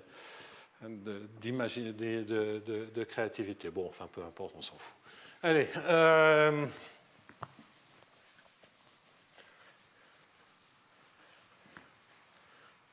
puis après tout... Mais les mathématiciens sont un peu incohérents là-dessus, c'est-à-dire cette phrase apparaît comme une provocation, mais en même temps, quelqu'un comme Poincaré est adulé comme un semi-dieu, un demi-dieu. C'est un pionnier, c'est quelqu'un pour lequel j'ai un respect énorme, mais c'est quand même quelqu'un qui était aussi caractérisé par une incapacité chronique à faire une démonstration complète. Donc, je crois que la seule vraie démonstration complète qu'il ait pu faire, c'est l'inégalité de Poincaré-Vertinger, qu'on attribue aussi à Vertinger, mais ça peu importe. Ce qui n'empêche pas que c'est un pionnier, qu'il a fondé les systèmes dynamiques, qu'il a fondé, etc. C'est quelqu'un d'immense, mais ce n'est pas pour les démonstrations qu'il a faites qu'il est immense. Hein. Bon, ou qu'il n'a pas faites d'ailleurs. Avec des trous, mais c'est pas très... Hein? Ah non, mais ça restait... C'était des bonnes démonstrations fausses. Voilà. Il y a les fausses démonstrations fausses, il y a les bonnes démonstrations vraies. Puis entre les deux, il y a les bonnes démonstrations fausses où quelqu'un a vraiment compris ce qui se passait, mais il y a des petits points qui sont... Hein? Je n'entends pas. Alors, oui, ça c'est un peu différent. Lui, je pense que Paul Lévy a lui aussi imaginé des structures. Bon, de toute façon, à l'époque, la notion de rigueur en maths est une notion qui est historiquement très limitée. C'est une période très étroite dans le temps. Historiquement, les matheux ont plus longtemps et souvent travaillé avec des choses plus ou moins correctes qu'avec des choses absolument correctes. Mais ils essayaient quand même de faire des choses correctes. Après, c'est un sport difficile, et donc tout le monde se plante. Donc, les erreurs historiques et des plus grands, hein, je ne connais pas d'erreurs attribuées à Euler, hein, mais Riemann, c'est à en rigoler. Cauchy, le fondateur de l'analyse, il se trompe dans les quantificateurs. Les maths, c'est dur, donc tout le monde se trompe. Et moi, je me rappelle de Leray, en disant que c'est pas grave de se tromper, c'est normal. Et ça m'a beaucoup rassuré, parce que, évidemment, comme tout le monde, je me trompe. Et que, heureusement, ça n'a jamais été irrattrapable. Donc, cette notion de rigueur, on se trompe, et puis après, on corrige. Et après, il y a la question d'honnêteté. Alors, de nos jours, ça devient un peu plus compliqué, parce que l'honnêteté, dans le bruit général, se perd. Et je ne parle même pas de l'industrialisation de la production mathématique en Chine. Donc là, ça devient incontrôlable. Mais peu importe. Donc cette notion de rigueur est effectivement à prendre avec quelques pincettes, puisque si on prend l'histoire des mathématiques, c'est un court épisode de rigueur mathématique, et je pense qu'on est en train de la perdre maintenant, noyée dans le bruit. Donc je pense qu'on a vécu, que le temps de la rigueur est vécu, et que, en fait, comment on sait que quelque chose est vrai ou pas, on le sait par communauté d'experts et d'experts. Donc, dans un groupe, on va savoir, petit à petit, parce que les gens ont refait des démonstrations, on va savoir ce qui est vrai ou pas, ce qui est d'ailleurs extrêmement préoccupant pour la formation des jeunes dans des pays qui ne sont pas branchés sur la recherche au plus haut niveau. Le rattrapage devient de plus en plus dur puisqu'il y a un certain flou sur ce qui est connu, ce qui est vrai ou pas vrai. En biologie, ça atteint des niveaux qui sont... je veux dire, si on n'est pas branché sur les bons groupes où on sait ce qui est vrai et ce qui est de la foutaise, on n'a aucune chance d'arriver au plus haut niveau. Donc, tout ça sont des tendances. Donc, les démonstrations, je reviens, c'est quand même, ça fait partie de notre ADN. Simplement, ce qu'il faut savoir, c'est qu'il n'est pas choquant de faire des démonstrations fausses. Encore faut-il le dire. Je vous ai d'ailleurs donné un excellent exemple dans mon cours l'an dernier, que j'ai corrigé par le premier cours cette année, où je m'étais planté sur un point. Bon. OK, donc il y a quand même des démonstrations à faire, et on va s'y mettre. Du sur dt moins Laplacien U. Alors, je vais un peu généraliser, et vous allez comprendre pourquoi je vais prendre un Hamiltonien à variables séparées. Ce n'est pas que je ne sache pas faire un Hamiltonien à variables non séparées, parce que si on peut toujours trouver un idiot pour faire une démonstration, on peut toujours trouver un super idiot pour généraliser. Donc,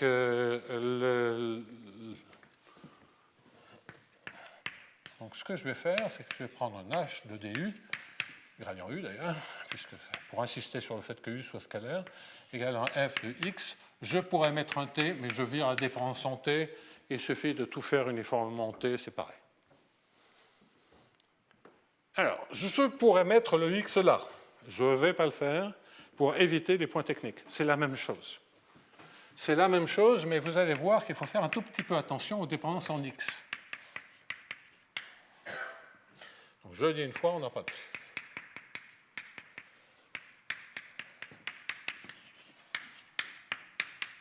J'ai un Laplacien, donc tout de suite, je vais faire au moins l'hypothèse H étoile, qu'il existe un B symétrique positif de Hilbert-Schmidt tel que U0 de x et moins U0 de y soit majoré par oméga de bx moins y, qu'il existe un module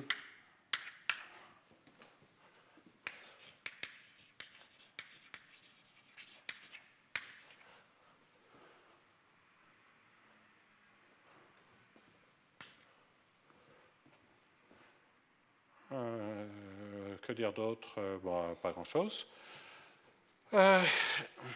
Mais cette hypothèse, je vais le faire pour U0 et je vais la faire pour F.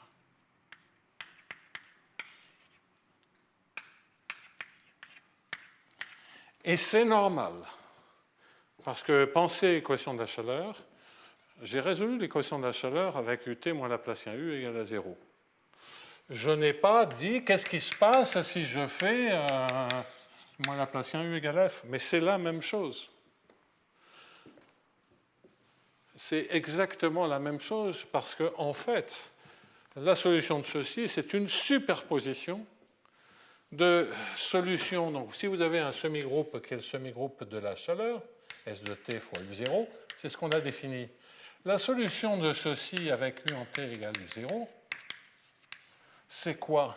Eh bien, c'est S de t U0 plus l'intégrale de 0 à t de S de t moins S f de S, si f dépend du temps, ds.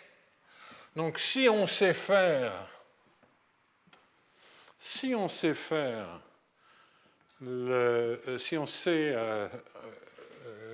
manipuler le semi-groupe de la chaleur sur un F, sur un U0, et c'est pour ça que j'ai fait finement, y compris les dépendances des dérivés, que j'ai fait finement, ben, il suffit d'intégrer tout ce qu'on a fait, et on a instantanément, donc ça c'est une remarque générale,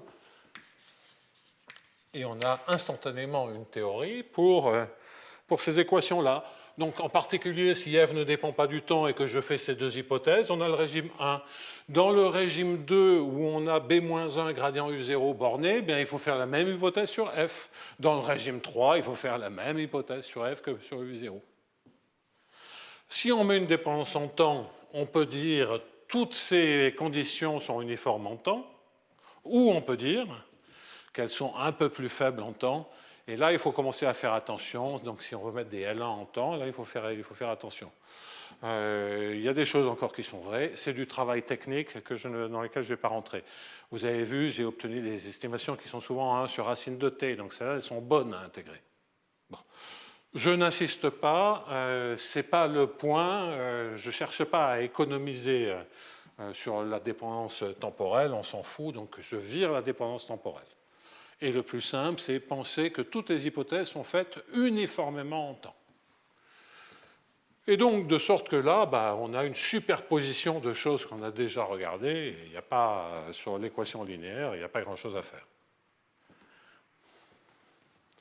Si vous voulez une représentation probabiliste, vous avez quelque chose qui est l'espérance de U0 de x plus ce brownien qui n'est pas dans l'espace H, mais on peut définir, qui n'est pas dans la Hilbert, mais on peut définir cet objet-là, plus l'intégrale de 0 à t, et là, je n'ai pas de souci à me faire sur le sens du temps. Normalement, c'est du t moins s qui serait là, mais peu importe.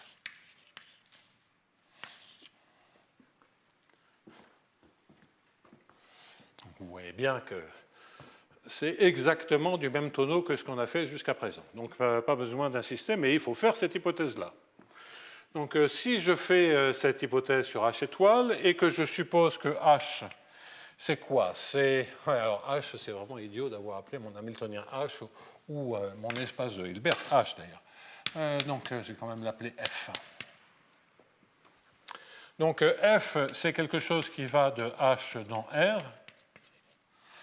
Et alors, dans tout ce que je vais faire, comme je vais m'arrêter, c'est C11, mais si je veux dire que les solutions sont régulières, je veux dire qu'il est régulier. En tout cas, C11 pour toutes les estimations qui s'arrêtent à la dérivée seconde.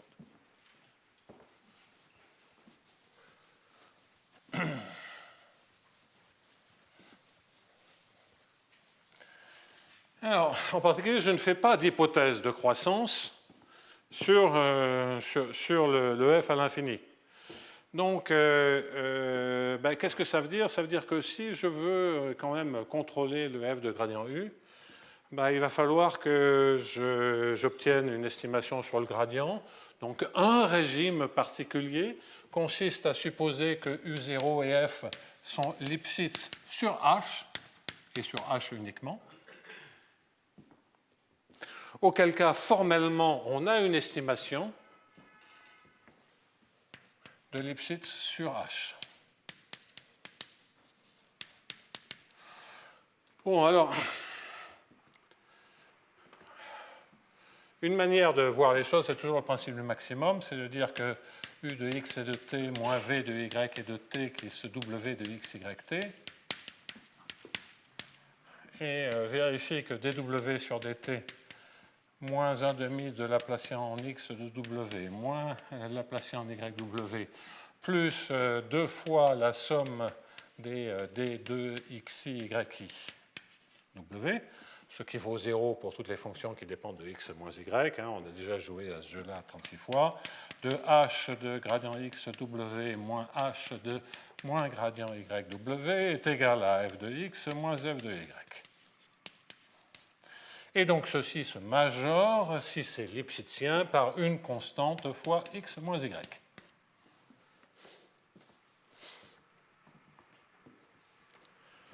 Bien. Et donc, n'importe quelle fonction de x moins y de la forme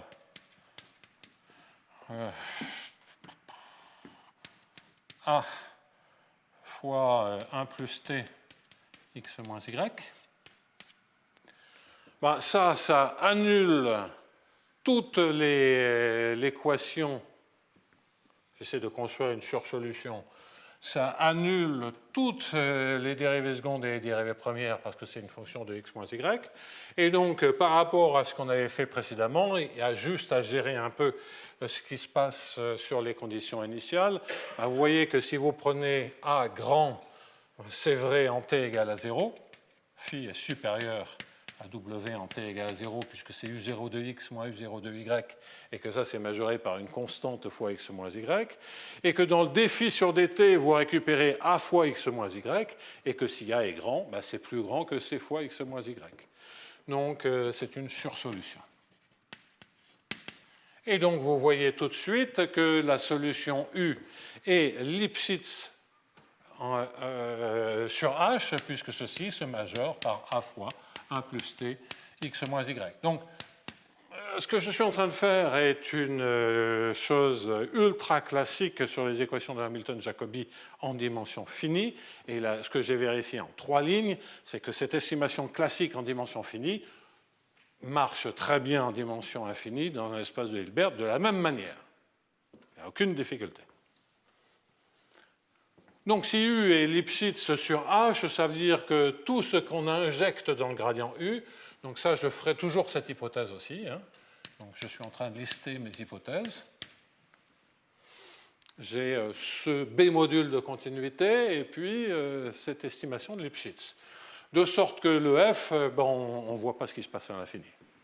Bon, donc ça, c'est négligeable.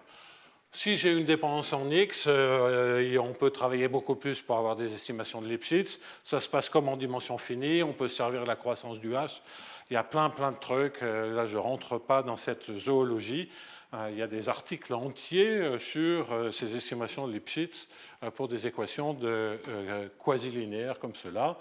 Bon, il y a plein de trucs et j'en ai commis quelques-uns, mais je ne suis pas le seul. Bon. Donc je prends un cas plus simple, étant entendu qu'on peut généraliser, compliquer, ce n'est vraiment pas le problème. Donc la principale difficulté que j'ai, c'est la difficulté sur le H. OK. Une des difficultés sur le H, rappelez-vous, c'était d'être sûr que ce que l'on construit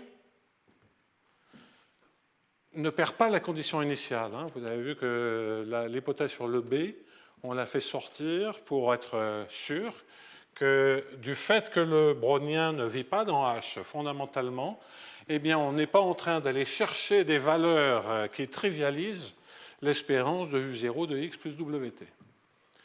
Donc, il vit dans un espace un peu plus gros. Si U0 s'étend naturellement à cet espace un peu plus gros, et c'est le cas de cette hypothèse étoile, à ce moment-là, ça a un sens. Si le U0 il se trivialise lorsqu'on essaie d'aller un peu au-delà de H, et ce sont tous les exemples que je vous avais donnés, eh bien là, on perd la compatibilité entre la condition initiale et l'équation. Alors, sur la continuité en temps, en particulier en t égale à 0, mais ce module de continuité, OK. Ça, c'est double étoile, mais étoile entraîne aussi, et ça, c'est étoile, que au moins formellement, U de x et de t moins U de y et de t se majore par un autre module qui, en fait, dépend de grand T pour t dans 0 grand T, parce qu'on va sommer les modules correspondant à f, oméga t de bx moins by.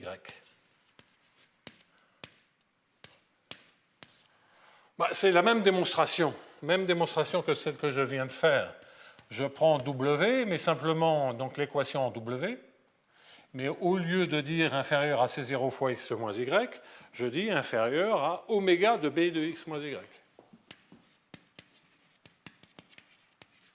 J'ai la même hypothèse en U0, et qu'est-ce que je prends pour ma fonction phi? Eh bien, je prends 1 plus t fois oméga de bx moins y, moins by. À nouveau, en xy, toutes les dérivées, on ne les voit pas, donc il n'y a que la dérivée temporelle, je majore, c'est la même démonstration.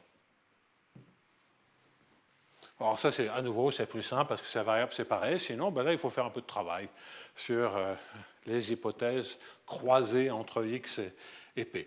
Le plus simple, si vous voulez, juste, je le dis oralement parce que je ne veux pas me lancer là-dedans, c'est de dire si f dépend de x et de p, c'est de dire que uniformément en p borné, puisque je sais déjà que p est borné, je l'ai mis de côté, f a un b module de continuité. Voilà, c'est l'hypothèse, finie, on n'en parle plus, et c'est gagné. Donc ça, c'est pas cher, et on a, pour t dans 0 grand T, vous voyez que le oméga t, c'est 1 plus t fois oméga. Mais bon, on va raisonner sur un intervalle borné. Donc, le B module de continuité formellement se propage, on a des estimations de gradient, et je peux à ce moment-là regarder la continuité en temps.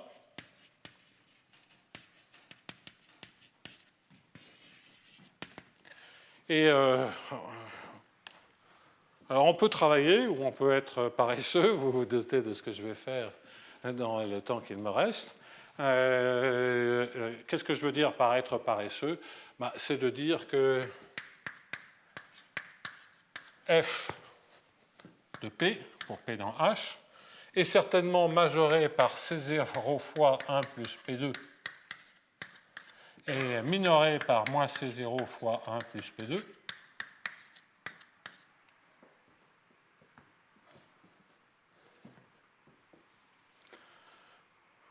quel que soit P,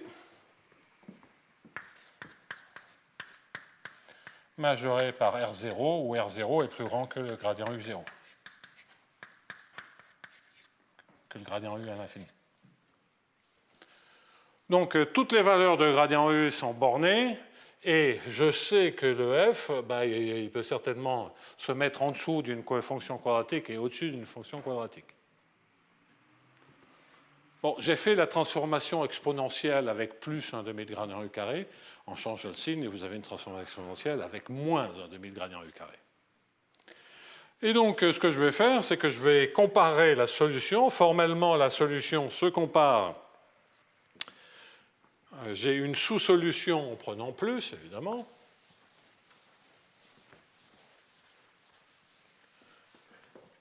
Et d'ailleurs, si j'en ai envie, je pourrais mettre, comme f est borné, je peux mettre moins f de x aussi.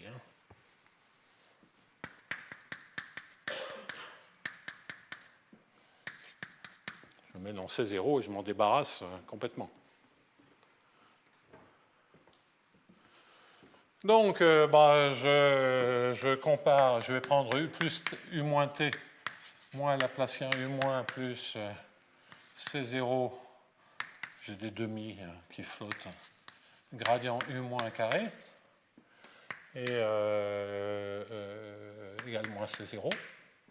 Et puis U plus, qui est la même chose avec des... Alors, plus... moins, plus,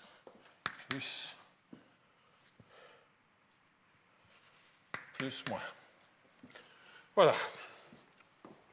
Donc, je construis les solutions qui correspondent aux majorations, minorations de f de p moins f de x.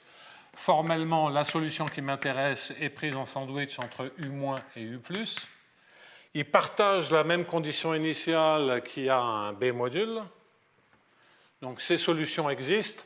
Oui, alors elles existent parce que c'est simplement des solutions d'équation à la chaleur avec un B-module. Il y a le C0T. Okay.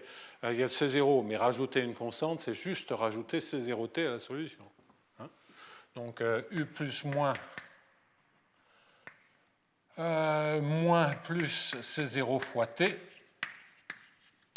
résout une équation qui est équivalente à l'équation de la chaleur, pour lequel on a la dépendance en temps et on sait qu'il existe un module M tel que U plus moins de T moins plus C0T moins U0 en norme du sup est majoré par un M de T qui tend vers 0 quand T tend vers 0. Donc ça montre bien que U plus et U moins convergent uniformément vers U0 quand T tend vers 0. Comme U est entre les deux, je garde bien la condition initiale. Donc je sais que j'ai gardé la condition initiale parce que je l'ai mis en sandwich entre deux choses que je maîtrise. Et en fait, ce que je fais entre 0 et T, je peux le faire entre n'importe quel instant S et T, puisque j'ai un semi-groupe, et que le B-module se propage. La seule chose dont je me sers, c'est du B-module à l'instant initial.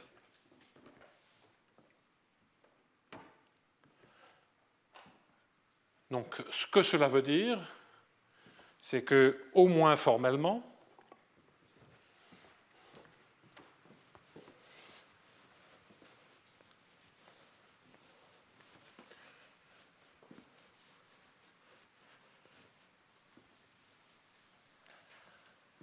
je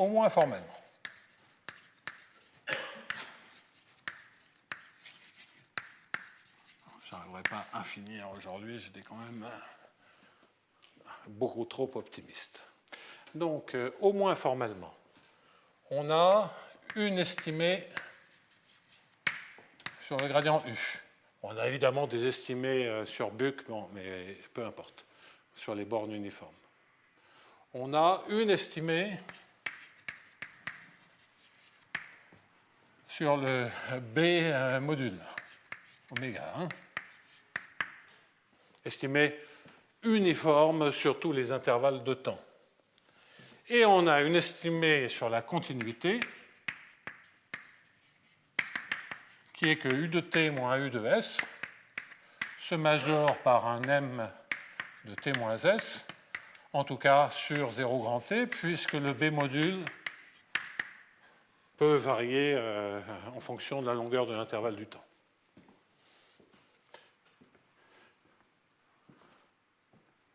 Bon, donc ça veut dire qu'on a toute la compacité qu'on veut sur les topologies simples. Topologie même uniforme sur les bornés. Parce que grâce au B, on a la compacité. C'est comme ça que j'ai construit la semaine dernière une solution d'équation de la chaleur.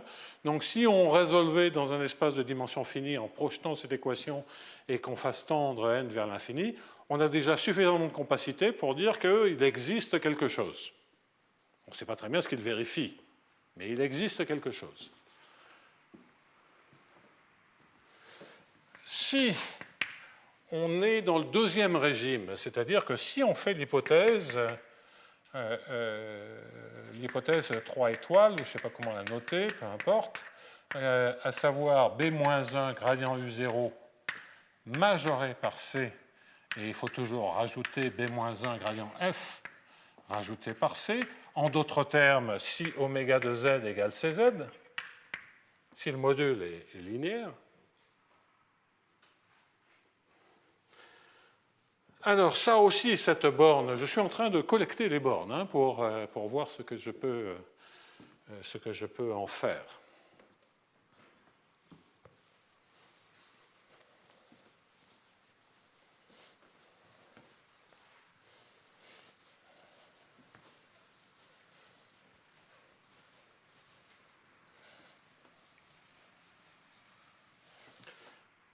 Alors, ce qui était gratuit dans l'équation de la chaleur, c'était la régularité C infini.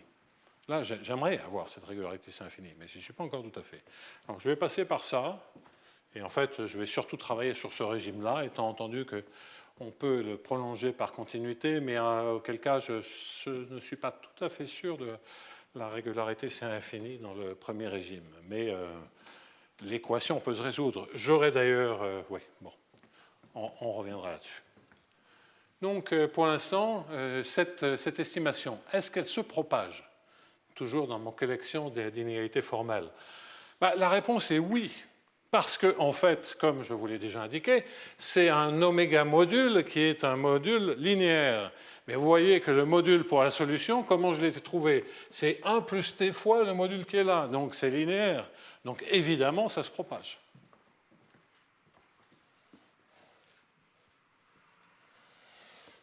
Donc, si B-1 gradient U et B-1 gradient U0 est inférieur à C.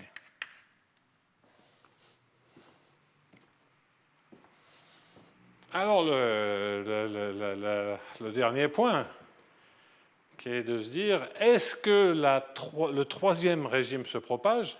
Là, c'est plus dur. C'est plus dur parce que c'est des dérivées secondes et que lorsqu'on manipule des équations quasi-linéaires, il faut faire gaffe. Donc la réponse va être oui, mais ce sera plus cher. Pour l'instant, ce que je dis, c'est que tant qu'on est sur des modules de continuité, et le cas Lipschitz, ce n'est rien d'autre que des modules de continuité, le doublement de variables, les stratégies classiques de solution de viscosité entraînent que tout ça se propage. Il faut éventuellement quelques petites hypothèses si on a un Hamiltonien qui est à variables mélangées.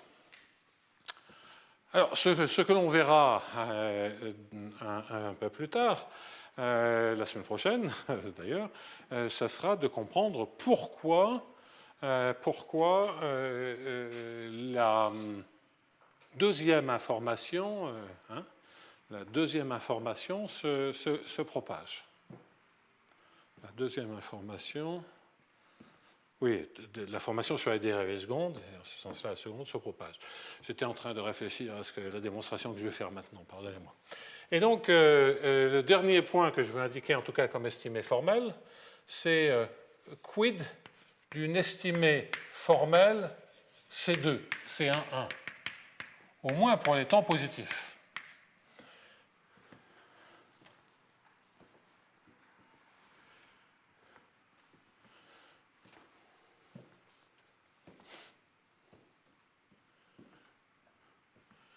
Donc, je vais supposer là que U est, donc j'ai déjà dit U0, F, Lipschitz.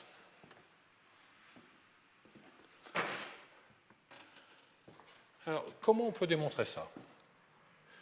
Une manière de démontrer ça, c'est de dire que UXXI,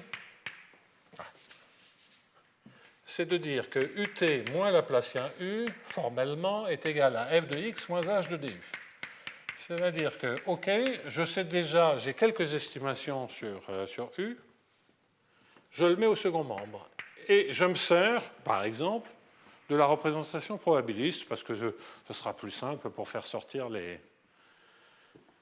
Et donc, je vais en déduire que gradient U en un point xt va être l'espérance, et plus exactement UXXI, va être l'espérance de dxi de U0 de x plus un grand WT.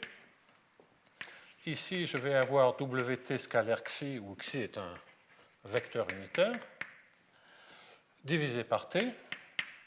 Et donc là, qu'est-ce que je suis en train de faire? Je suis en train de regarder la partie de la solution qui correspond à la condition initiale et utiliser la formule d'intégration par partie brownienne, le calcul de Maliava si vous voulez, pour avoir une représentation de la dérivée seconde grâce à la dérivée première des données. Donc il faut bien entendu que je rajoute l'intégrale de 0 à t de dxi de h de f moins h de du. C'est en t moins s. Et quand il y a la dépendance en x plus ws, ws, oui, ws xi sur s.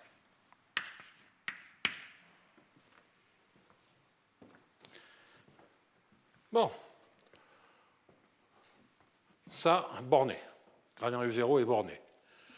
Wt sur t, majeur par valeur absolue de Wt, dans la direction xi, c'est divisé par t, ça se majore par du c racine de t. Donc uxxi, premier terme, il se majore par c sur racine de t. Même chose pour le dxi f.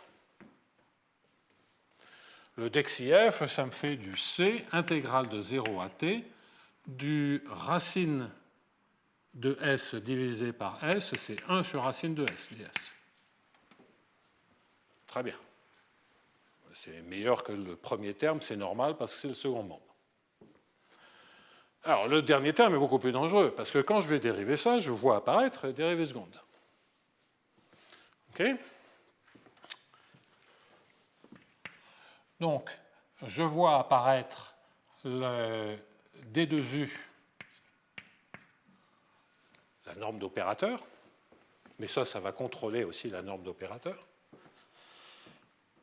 puisque D2U est symétrique, hein, donc la forme quadratique contrôle la forme bilinéaire contrôle la norme d'opérateur. C'est la norme d'opérateur. D2U, une constante, je vais mettre la norme 2, l'intégrale de 0 à t, ça c'est en t moins s, hein, faire attention à quel temps ça se passe. Et puis j'ai 1 sur racine de s devant.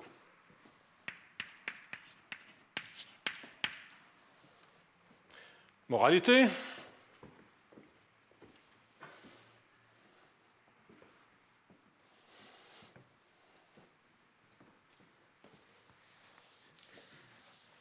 j'obtiens que D2U à l'instant t, en norme 2, se majore par c sur racine de t.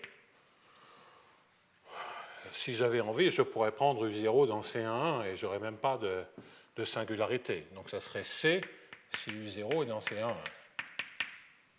Gardons ça en tête pour bien comprendre, pour bien voir les différentes difficultés. Plus C fois racine de t, ça c'est une borne. Et puis j'ai une autre borne qui est l'intégrale de 0 à t de D2U en norme 2 t moins s 1 sur racine de S ds. Bon, alors ça, c'est une sorte d'inégalité de Grandval. Mais comme 1 sur racine de S est sommable, ça suffit. Bon. Alors, il y a 36 solutions, il y a 36 méthodes qui sont possibles. La plus simple, c'est de faire semblant qu'on ne connaît pas et transformer de la place et qu'on revient à l'astuce qui permet de démontrer que dans le cauchy ellipsoïde, c'est les applications contractantes, si on choisit bien la distance, c'est de multiplier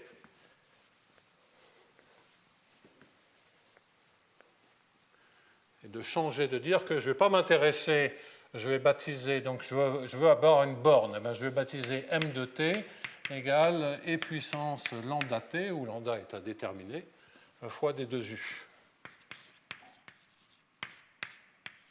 à l'instant t.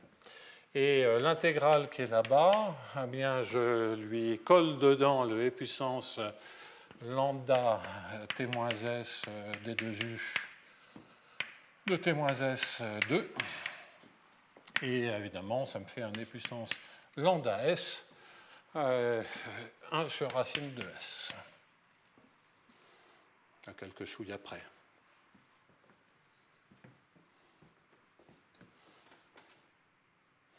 Non, le lambda, c'est un moins lambda.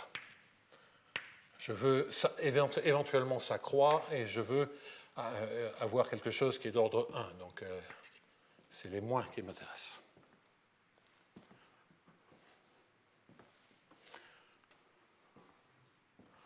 Bon, alors là, je peux y aller comme une brute ici. Je peux dire que ceci se majore par le sup sur 0t. Le sup sur 0t de e puissance de m de s. Tout ceci, c'est entre 0 et t. Et ce qui me reste, c'est l'intégrale de 0 à t de e puissance moins lambda s sur racine de s ds. Donc c'est une majoration que je vais avoir pour tout m de t, mais pour tous les t, et donc elle va être aussi vraie pour le sup sur 0t. Puisque à l'endroit où est atteint le sup, c'est le sup jusqu'à cet endroit qui est plus petit que celui-là. Et puis ça c'est bien connu que c'est une constante sur racine de lambda. C'est majoré par l'intégrale de 0 à l'infini de e puissance moins lambda s sur racine de s ds. Donc vous posez s égale lambda s égale x2. Donc ds, ça fait 2x dx sur lambda. Racine de s, ça fait x. Donc ça se vire, 0 à l'infini. Et puis il reste e puissance moins x2. Bon, donc ça vous fait 2 fois e puissance moins x2. Et donc ça fait des pi et puis une puissance de racine de 2 indéterminée. OK. Donc le ds, donc c'est du 1 sur lambda. Ça me surprend. Ah oui, non, mais il y a ça, là, il y a le racine de s, là. Racine de s, il y a aussi du lambda. Donc c'est 1 sur racine de lambda en haut. Donc c'est C0 sur racine de lambda. C'est classique. Hein, le scaling vous dit que c'est en racine de lambda. Hein. Il suffisait de faire comme scaling. Et puis là, c'est pour le calculer exactement, mais pour calculer la constante. Mais si vous voulez voir que c'est en racine de lambda, vous faites le scaling. Bon, et donc la moralité, c'est qu'ici, vous avez un C0 sur racine de lambda. Et donc, vous avez un sup sur 0t de m de t qui est majoré par tout un tas de cochonneries sur lesquelles je reviendrai, et notamment le 1 sur racine de t, que là, pour l'instant, j'ai mis de côté. Ben, si vous prenez C0, donc raisonnons pour U0, C11, donc de sorte que j'ai quoi? J'ai que le sup sur 0t de m de t est majoré par une constante de m de s, pardonnez-moi, est majoré par une constante, parce que ça c'est du racine de t, là j'ai une constante, est majoré par une constante, en tout cas, oui, plus une constante fois la même quantité,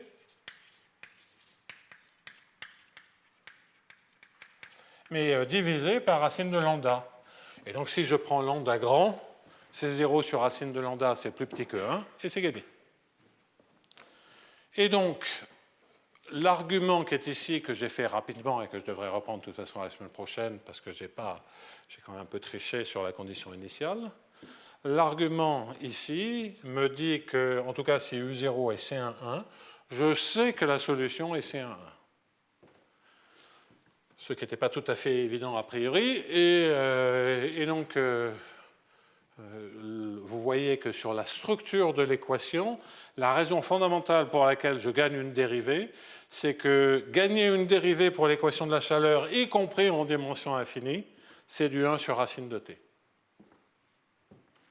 Et ça fait qu'on peut intégrer par rapport au temps si je pense que c'est un membre du second membre. Je dois gagner un cran par rapport à h de du. Et c'est du D2U, comme ce que je cherche à estimer, mais c'est moyenné. Et donc, je peux gagner un tout petit peu. Donc, la moralité, c'est qu'on a une estimée. Il va falloir que donc, la semaine prochaine, je conclue cet aspect-là en disant j'ai une estimée C11, en tout cas c'est U0 et C11. Je l'obtiens directement à partir de l'estimée C1 et de l'équation de la chaleur, en rejetant au second membre le H de DU. Bon, ça c'est dangereux, on perd énormément, mais pourtant ça suffit parce qu'on maîtrise bien maintenant l'équation de la chaleur. Donc je compléterai ceci et puis maintenant je vais arrêter ma collection d'estimées. J'en ai encore une à obtenir qui est la propagation de la dernière estimation, celle qui contrôle les dérivées secondes. Alors celle-là aussi, il va falloir qu'on fasse un peu attention. Ces démonstrations deviennent beaucoup plus subtiles lorsqu'on est en non-linéaire, évidemment, mais on a bien déblayé le terrain avec l'équation de la chaleur, donc ça ne sera pas très difficile. Donc je vais finir ceci et puis parler brièvement, très brièvement des MFG, parce que grosso modo pour les MFG, il suffira de prendre gradient U et de remplacer gradient U par un opérateur U qui va de rang H dans H, et donc on va prendre les résultats qui sont là, on va les mettre pile sur les MFG, et puis ça sera exactement les mêmes démonstrations. Donc là j'en ai vraiment pour un quart d'heure, 20 minutes, une fois que j'aurai fini l'équation de Hamilton-Jacobi. Voilà, et donc ce qui restera, c'est après la trêve de Noël, il restera une deuxième méthode de régularisation. J'aurai 2 cours pour une deuxième méthode de régularisation et puis pour tout ce que je n'aurai pas eu le temps de faire avant la trêve, parce que je dis toujours je vais faire ci, je vais faire ça, et puis après il me manque toujours un peu de temps. On fait une très brève pause, juste 5 minutes, et puis on recommence avec le séminaire de Ben Seeger sur les équations de Hamilton-Jacobi stochastique.